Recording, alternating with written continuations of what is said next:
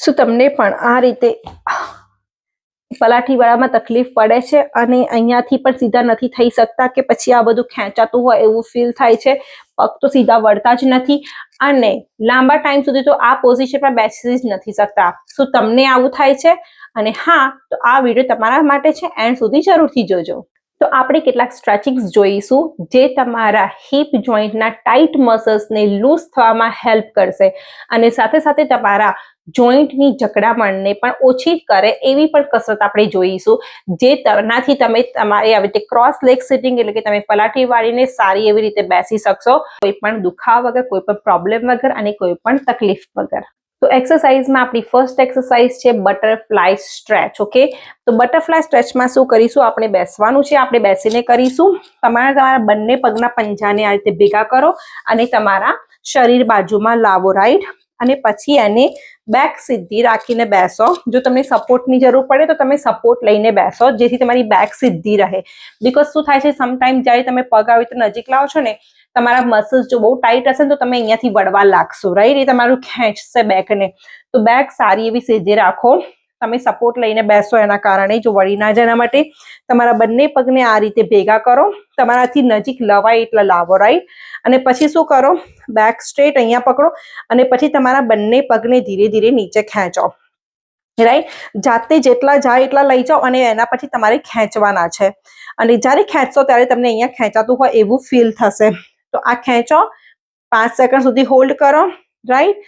1, 2, 3, 4 અને 5 અને પછી રિલેક્સ કરો. ઓકે, પછી ફરી પાછું નીચે કરો, 1, 2, 3, 4, 5 અને પછી ઉપર કરો, રાઈટ? આ તો સ્ટ્રેચિંગ થયું કે તમે 5 સેકન્ડ સુધી હોલ્ડ કર્યું, તમે તમારા મસલ્સને સ્ટ્રેચ કર્યા, રાઈટ? તો આ તમારું સ્ટ્રેચિંગ છે ને, તમે 10 કે 15 વખત કરી શકો છો. પણ ખાલી એક્સરસાઇઝ પણ કરી શકો છો. તો આ રીતે બેસવું તમારા અને પછી આ રીતે તમારા બંને હિપ્સને નીચે, તમારા નીને નીચે લઈ જવા. આ રીતે રિપીટેડલી કરવાથી પણ તમારા મસલ્સ જે છે, હિપના મસલ્સ છે, એ પણ સ્ટ્રોંગ એ વોર્મ અપ થશે, રાઈટ? રિપીટેડલી એ મુવમેન્ટ કરવાથી ત્યાં તમારું બ્લડ સર્ક્યુલેશન વધશે. તમારા જોઈન્ટમાં પણ રોકિંગ એવી સારી મુવમેન્ટ થાય છે, તો તમારા જોઈન્ટમાં પણ ત્યાં લુબ્રિકેશન થશે, તમારું જોઈન્ટ સ્મૂથ બનશે, જકડામણ ઓછી થશે તમારું, એના કારણે તમારો દુખાવો ઓછો થશે અને તમારા સ્નાયુ જે ટાઈટ છે એ પણ લૂઝ થશે. તો આ ફર્સ્ટ એક્સરસાઇઝ છે અને બહુ જ ઇમ્પોર્ટન્ટ છે. બીજું સ્ટ્રેચિંગ છે, આપણે આપણા ગ્લુટિયસ મસલ્સનું સ્ટ્રેચિંગ કરવાનું છે. એ પણ બહુ જ બિગ એવો મસલ્સ છે તમારા હિપ જોઈન્ટમાં, એટલે કે જે તમારા હિપના, તમારા ગ્લુટના મસલ્સ, ગ્લુટના એરિયામાં છે, એ તમારો બિગ મસલ્સ.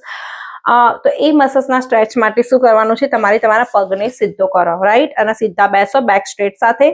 ફોર એક્ઝામ્પલ, મારે મારા ડાબી બાજુમાં સ્ટ્રેચ કરવું છે, તો હું મારા ડાબી બાજુના પગને આ રીતે વાળીશ, રાઈટ? જમણા પગ ઉપર નીચેની આ બાજુમાં લાવી દઈશ અને પછી મારી બેકને મારા હાથને હું અહીંયા મૂકીશ, જેથી એ પાછળની બાજુ હું અહીંયા પુશ કરું છું ને મારા બોડીને અહીંયા લઈ જાઉં છું, રાઈટ?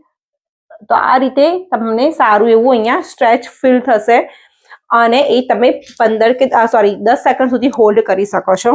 બીજી બાજુ કરવા માટે તમારે આ રીતે કરવાનું છે. તો તમારા હાથથી તમારે આ પગને આ રીતે કરવું અને તમારા અપર બોડી છે, શરીરનો ઉપરનો ભાગ, એને તમારે ઊંધી બાજુમાં રોટેટ કરવું. તો આ પણ બહુ સારું એવું સ્ટ્રેચિંગ છે તમારા ગ્લુટ્સ મસલનું, જે તમારા હિપના મસલ્સને રિલેક્સ કરશે, સાથે સાથે તમારા બેકના મસલ્સને પણ તમને સ્ટ્રેચ ફીલ કરશો, તો એને પણ તમે રિલેક્સ કરશો અને તમારા હિપ ફ્લેક્સિબલ બનશે. એના પછીનું સ્ટ્રેચિંગ છે ફિગર 4 સ્ટ્રેચ. એ અગેન તમારા હિપના મસલ્સનું સ્ટ્રેચ માટેનું છે. તો એમાં તમારે શું આવી રીતે સૂઈ જવાનું છે અને ફોર એક્ઝામ્પલ, હું મારા જમણા પગે, જમણા બાજુના હિપમાં મારે સ્ટ્રેચ કરવું હોય તો પહેલા બંને પગને આ રીતે વાળો અને જમણા પગને ડાબા પગ ઉપર આ રીતે મૂકો અને પછી હું મારા ડાબા પગને આવી રીતે ખેંચીશ મારી બાજુમાં, રાઈટ? તો હું જ્યારે મારા ડાબા પગને આવી રીતે મારી ચેસ્ટ બાજુમાં ખેંચું છું ત્યારે મને અહીંયા આખું ખેંચાતું હોય એવું ફીલ થશે મારા જમણી બાજુના હિપમાં.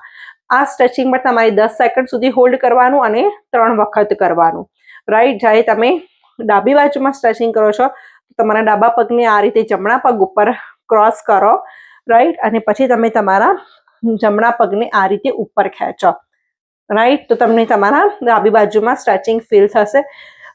તો આ બહુ સારું એવું સ્ટ્રેચિંગ છે. આ સ્ટ્રેચિંગ જો તમે બેઠા બેઠા કરો ને, જો થોડું સપોર્ટ પાછળ રાખવો હોય તો રાખો, પણ સપોર્ટની જરૂર નથી. તો તમે તમારા પગને આ રીતે કરો.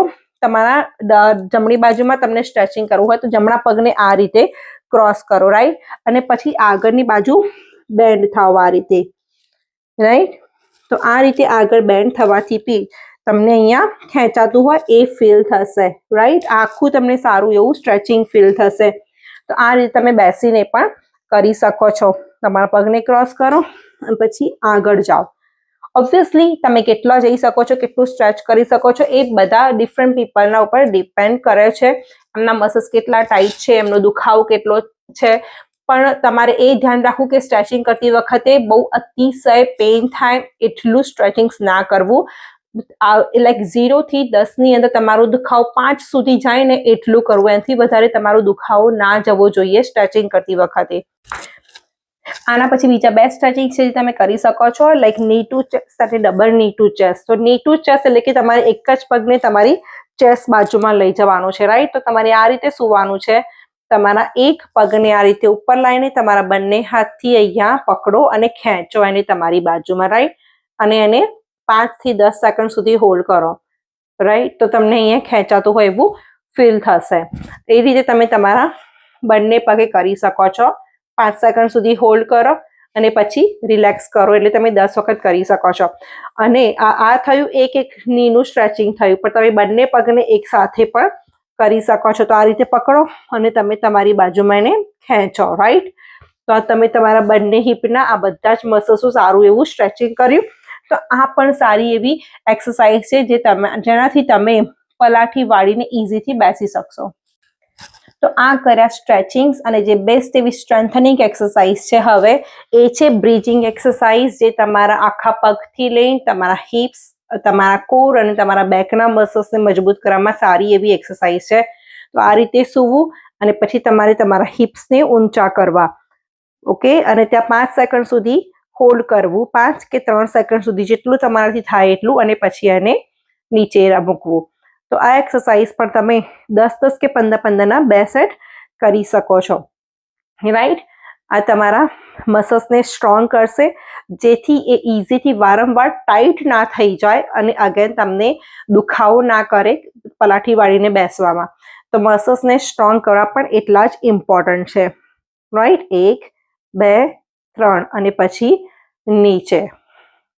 તો આ રીતે તમારે બ્રિજિંગ એક્સરસાઇઝ કરવી. બ્રિજિંગની સાથે એક બીજી એક્સરસાઇઝ છે ક્લેમ્પશેલ એક્સરસાઇઝ. એ પણ બહુ જ ઇમ્પોર્ટન્ટ છે, જે તમારા મોસ્ટલી તમારા હિપને એ પોઈન્ટ કરે છે. તો આ રીતે તમારે સૂવાનું છે. તમારા બંને પગને આ રીતે ઢીચણથી વાળવાના છે અને બંને પગને એકબીજા ઉપર રાખવાના છે. ફોર એક્ઝામ્પલ, તમે તમારા ડાબી બાજુમાં કસરત કરો તો તમારે જમણી બાજુમાં પડખું ફરીને સૂવાનું છે, અને પછી તમારે તમારા પગને આ રીતે ઢીચણથી ઉપર કરવાનો છે, પછી નીચે કરવાનો છે. તો આ તમારા આ જે સ્નાયુ હોય છે અહીંયા, એ સ્નાયુઓને સ્ટ્રોંગ કરે છે, રાઈટ. બીકોઝ તમે આ એક્સરસાઇઝ અગેન્સ્ટ ગ્રેવિટી કરો છો. તો આ બહુ સારી એવી એક્સરસાઇઝ છે અને તમને અહીંયા ફીલ થશે આ પોઈન્ટમાં, રાઈટ. તો આ તમારે 15-15ના 2 સેટ કરવા. અને આના સિવાય તમારે ઊભા રહીને જે કસરત કરવી એ છે તમારા હિપ જોઈન્ટની મૂવમેન્ટ. તો તમારે ક્યાંક સપોર્ટ લઈને ઊભું રહેવું. અત્યારે તમે દિવાલે ટેકો લીધો છે કે તમે ક્યાંક ખુરશીએ ટેકો લઈને ઊભા રહી શકો છો, કે પછી કઠેડાએ, ઓકે. અને પછી તમારી બેક સ્ટ્રેટ જ રાખવાની, અને પછી તમારા હિપ જોઈન્ટને એટલે કે તમારા પગને આ રીતે આગળ લઈ જવો. એ તમે 10-10 કે 15-15 વખત કરી શકો છો. એના પછી પાછળ લઈ જવો સારી એવી રીતે. મેક શ્યોર કે તમારું બેક સ્ટ્રેટ હોય, રાઈટ. અને પછી એને તમે આ રીતે સાઈડમાં મૂવમેન્ટ કરવાની, રાઈટ. તો આ બધી એક્સરસાઇઝથી તમે તમારા હિપ જોઈન્ટને સારું એવું મૂવ કરો છો, તમારા મસલ્સ પણ સ્ટ્રોંગ કરો છો અને એને સ્ટ્રેચ પણ કરો છો. તો આ એક્સરસાઇઝ પણ તમને હેલ્પ કરશે તમને પલાઠી વાળીને બેસવામાં, તમારા હિપ જોઈન્ટને સ્મૂથ બનાવવામાં, ટાઈટ મસલ્સને રિલેક્સ કરવામાં અને મસલ્સને સ્ટ્રોંગ કરવામાં પણ.